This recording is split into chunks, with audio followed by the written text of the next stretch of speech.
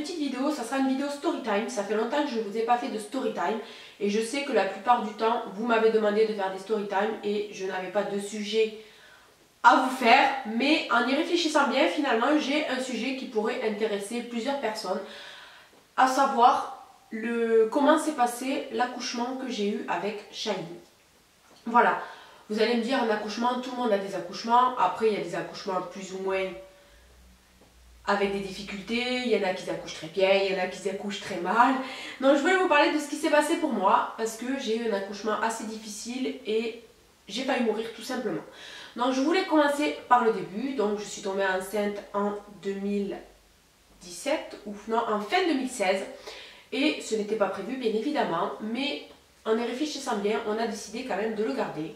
Donc jusqu'au 5e mois, tout se passait très bien. Je faisais mes petites visites chez ma gynécologue. Et comme vous le savez, tous les mois, on fait des prises de sang pour voir si tout se passe bien, si le fœtus se développe bien, si on n'a pas de problème d'anémie, si on n'a pas de problème de maladie, genre toxoplasmose, etc. Donc moi, tous les mois, je faisais mes prises de sang. Et arrivé au 6e mois, la gynécologue me regarde droit dans les yeux et elle me dit... À la fin de la consultation, elle me dit: je ne peux plus vous suivre, c'est plus possible, vous êtes trop anémiée. C'est-à-dire que je n'avais plus de fer, j'étais vraiment très très faible, j'avais plus de tension, j'avais plus rien. Alors que je n'avais rien fait qui puisse faire que je n'ai plus de tension, plus de fer, etc. Je mangeais normalement, je faisais tout normalement. Pourtant, elle disait que d'après les prises de sang, j'étais très fatiguée. Et le risque d'accoucher, parce que c'était une clinique privée, le risque d'accoucher dans cette clinique privée était tout simplement que je fasse une hémorragie pendant l'accouchement et qu'il faille me... C'est comme ça qu'on dit, qu'il faille me transfuser. Donc cette clinique n'était pas du tout équipée pour les transfusions de sang. Elle m'a donc orientée vers le CHU de Toulouse, le CHU de Purpan, Paul Viguet, il me semble, qui s'appelle comme ça. C'est voilà, c'est une clinique universitaire. Non, c'est un hôpital, non. C'est un hôpital ou une clinique universitaire? Enfin, en tout cas, c'est un centre universitaire où il y a beaucoup d'étudiants. Donc je me suis dit, elle m'envoie sur Toulouse, c'est une clinique avec des étudiants. Il y a beaucoup d'étudiants, ils apprennent le métier, etc. Bon, ça me faisait un petit peu peur parce que je me disais... Là, je suis quand même avec des professionnels, des sages-femmes, des gynécologues, etc. Mais sur Toulouse, est-ce que je vais être avec des professionnels? Est-ce qu'ils vont savoir gérer le problème? Donc j'avais un petit peu peur, j'avais beaucoup de questions. Elle m'a rassurée, elle m'a dit que oui, il fallait vraiment que j'aille là-bas parce qu'ils étaient vraiment équipés en cas de transfusion sanguine pour, voilà, que si je fasse, au cas où je ferais une hémorragie, que je sois prise en charge à temps. Donc... j'ai pris rendez-vous à Toulouse, ça a été vraiment très difficile pour qu'ils prennent mon dossier parce qu'ils sont vraiment surchargés, ils ont vraiment beaucoup de monde sur Toulouse. Donc ça a été vraiment très difficile, mais ils m'ont quand même pris en charge, ils ont quand même voulu me prendre en charge parce qu'ils ont vu que voilà, ils n'avaient pas le choix de toute façon. C'était obligé que je sois pris en charge quelque part. C'était les seuls à pouvoir me prendre en charge pour cet accouchement. Donc c'est vrai que la fin de mon accouchement s'est vraiment déroulée dans le stress, dans la peur, parce que je me disais, est-ce que mon accouchement va bien se passer? Est-ce que tout va bien se passer? Est-ce que je ne vais pas moi-même y passer ou le bébé y passer? Donc j'avais vraiment beaucoup de questions. Mais j'ai continué bien évidemment ma grossesse normalement. Sauf que j'avais eu une perte d'appétit parce que j'étais vraiment très stressée. Je ne mangeais plus, je ne dormais plus, je réfléchissais beaucoup. Et arrivé vraiment à la fin du 8e mois, non au début du 8e mois parce que j'ai accouché 12 jours avant le terme. Arrivé au niveau du 8e mois, c'est vrai que j'étais vraiment beaucoup anémiée. On n'a pas le droit quand on est enceinte de prendre des médicaments, donc on faisait tout pour me faire manger de la viande rouge, des lentilles, tout ce qui est à base de... tous les aliments où il pourrait y avoir du fer, donc on me forçait à manger de la viande rouge, j'en étais écœurée. On me forçait à manger du foie, vous savez, le foie de veau, parce que il y a vraiment beaucoup de fer dans le foie de veau. C'était vraiment dégueulasse quoi. Mais voilà, je n'avais pas le choix, je me forçais. Mais à la fin de la grossesse, je crois que j'avais perdu 2 ou 3 kilos. Malgré que j'ai pris 28 kilos pendant la grossesse, j'avais fait de la rétention d'eau parce que c'est tombé en plein été, la fin de ma grossesse. J'avais les jambes, je ne pouvais même plus marcher. Elles étaient tellement gonflées, les pieds et les chevilles étaient tellement gonflés d'eau que je ne pouvais même plus poser le pied par terre sans que ça fasse le bruit, vous savez, d'une poche... ça faisait le bruit d'une poche remplie d'eau quand je marchais, c'était horrible. Ça me faisait très mal et je ne pouvais même plus marcher, je ne mangeais plus, j'étais en stress, je ne dormais plus. C'est vrai qu'arrivé à à la fin de au début de mon 8e mois, c'est vrai que là, j'étais vraiment au bout, quoi. Et arriva une semaine avant, non, 2 ou 3 jours avant que j'accouche, j'avais de très fortes contractions, environ toutes les heures, j'avais de très fortes contractions, c'était des contractions de travail. Donc j'ai été consultée dans ma ville pour voir comment ça se passait. Donc je suis allée voir une sage-femme qui m'a dit vous êtes ouvert de 2 doigts. Donc ce que j'ai fait, elle m'a dit vous allez accoucher dans le week-end, c'est sûr. Ce que j'ai fait, je suis partie sur Toulouse, leur dire que j'avais peur de ne pas arriver à temps parce qu'il y a quand même 1 heure de route de chez moi à Toulouse. Donc j'avais vraiment peur de ne pas arriver à temps, j'avais vraiment peur de me vider de mon sang et de ne pas arriver à temps parce qu'avec tout ce que m'avait dit la gynécologue et tout ce que j'avais lu sur internet, c'est vrai que parce qu'il ne faut surtout pas lire les choses qu'il y a sur internet parce que c'est vraiment des choses où vous avez une migraine, vous avez un cancer du cerveau, vous avez un bouton sur le pied, vous avez un cancer du pied, de la peau, donc il ne faut surtout pas lire ce qu'il y a sur internet, c'est la chose que je fais à chaque fois et à chaque fois je le regrette. Donc c'est vrai que j'avais lu beaucoup de choses sur internet qui m'avaient beaucoup fait peur, donc je suis partie sur Toulouse leur dire que j'étais ouverte de 2 doigts s'ils pouvaient me garder parce que j'avais des contractions. Ils m'ont examinée, en plus c'est une étudiante qui m'a examinée avec une espèce de coton-tige long comme ça pour voir, elle a été trifouiller mon col avec le coton-tige, elle m'a fait super mal, elle m'a fait saigner, les contractions sont arrivées de plus belle. Moi je vous dis les étudiants c'est bien parce qu'il faut apprendre le métier mais franchement des fois il faudrait mieux de se retenir quoi, plus d'observer avant de faire la pratique parce que franchement elle m'a tuée, elle m'a vraiment tuée. Et donc eux ce qu'ils ont fait, non vous n'avez pas assez de contractions, ils m'ont mis le monitoring etc. Non vous n'avez pas assez de contractions, on ne vous garde pas, vous pouvez rentrer chez vous, donc allez 1 heure de trajet, pendant le trajet toujours des contractions. Je suis arrivée à la maison. Je me suis reposée, je me suis dit bon allez on va attendre vraiment que les grosses contractions arrivent et puis on verra bien. Donc déjà le soir avant de me coucher, une contraction énorme à crier, je criais tellement que j'avais mal. C'était vraiment 2 ou 3 contractions qui m'ont fait vraiment énorme quoi. Bon après je me suis dit bon je vais me coucher, je vais me prendre un bain, ça ira mieux. Donc j'ai pris un petit bain, je me suis couchée et j'ai attendu. Dans la nuit, j'ai décidé de me lever et d'aller aux toilettes. Donc je me suis levée pour aller aux toilettes et je suis retournée dans la chambre. Une contraction énorme qui m'a pris et là d'un coup la poche des os qui s'est rompue. De l'eau partout. On a vite pris les affaires, on est monté dans la voiture et on a pris l'autoroute. Chose qu'il ne faut pas faire, on a roulé à je crois 180 sur l'autoroute pour arriver à Toulouse. À la place d'avoir mis 3 quarts d'heure, je crois qu'on a mis 1 quart d'heure pour arriver à Toulouse. Je ne blague pas, on a mis 1 quart d'heure pour arriver à Toulouse. Mon copain il avait très peur donc il a roulé comme un taré sur l'autoroute. Heureusement qu'il n'y avait pas les flics parce que là je crois qu'il perdait le permis. J'ai accouché dans la voiture et aussi heureusement qu'on n'a pas fait d'accident, c'était 4 h du matin donc il n'y avait pas grand monde sur l'autoroute heureusement. Mais c'était vraiment dangereux, mais on avait tellement peur que j'accouche dans la voiture et il me disait ça va, oui ça va, t'as pas de contraction, non ça va.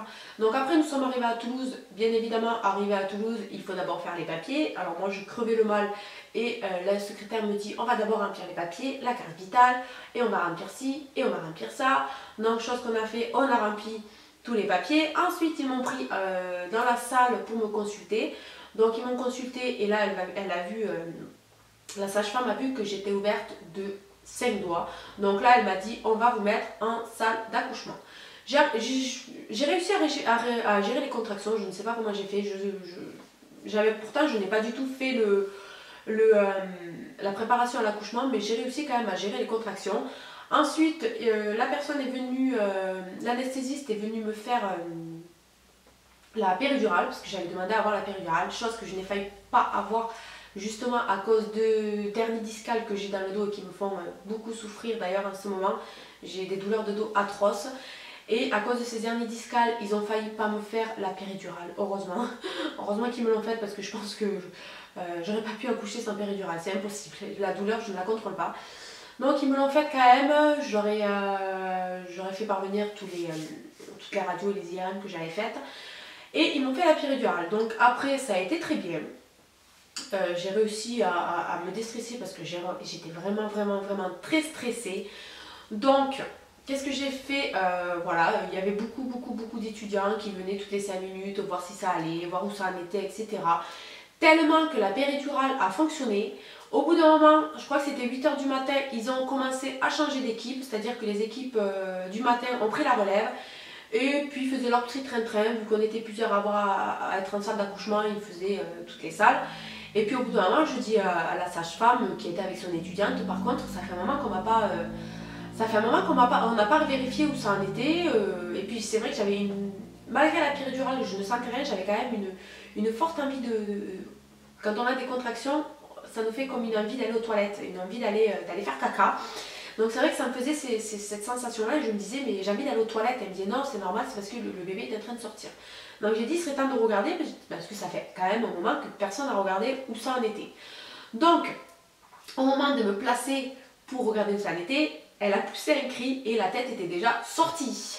Donc la tête était sortie, elle m'a dit ne poussez plus, vite, allez me chercher un drap, des gants. Ils avaient rien, il n'y avait rien préparé. Alors il y avait l'étudiante, elle était comme ça en dessous au cas où le bébé il allait sortir d'un coup. Elle me dit poussez plus. Non, je ne pousse pas, je ne fais rien du tout. Donc j'ai rien senti. La tête était dehors, j'ai rien senti, juste l'envie de pousser et voilà. Et heureusement que je leur ai dit vérifier parce que sinon je ne sais pas, peut-être que Shaheen serait sortie, serait tombée par terre en fait. Je ne sais même pas, je n'ose même pas m'imaginer ce qui se serait passé. Donc ensuite, ce qui s'est passé, c'est que, bon, j'ai poussé un petit coup et Shaheen est sorti d'un coup. Il ne s'est pas laissé abattre, il est sorti d'un coup. Et bien évidemment, ce qui devait se passer arriva. Donc j'ai fait une hémorragie, j'ai perdu beaucoup de sang. Je commençais à devenir très faible, je commençais à avoir la tête qui tourne. Et ce qu'elles ont fait, elles et la sage-femme et l'étudiante, heureusement que j'avais la péridurale. Je vais vous dire, maintenant vous allez savoir pourquoi. Heureusement que j'avais la péridurale. Elles ont mis un gant, vous savez, comme les gants où on met le bras dans les fesses ou je sais pas où, de la vache. Pour regarder, non, c'est pas dans les fesses, je crois que c'est pour aider la vache à accoucher ou je ne sais pas. Quand ils mettent les gants jusqu'à là, je les ai vus mettre une paire de gants jusqu'à là, je me suis dit qu'est-ce qu'elles font? Qu'est-ce qu'elles font? Et en fait, ce qu'elles ont fait, comme j'avais une hémorragie comment on appelle ça? Utérine, je ne sais pas si on appelle ça comme ça, elles ont mis le bras jusqu'à là. Et elles étaient en train de faire un point de compression parce que je perdais trop de sang. Et elles essayaient de faire un point de... Elles n'ont pas mis les bras toutes les deux, attention, un tour chacune. Hein.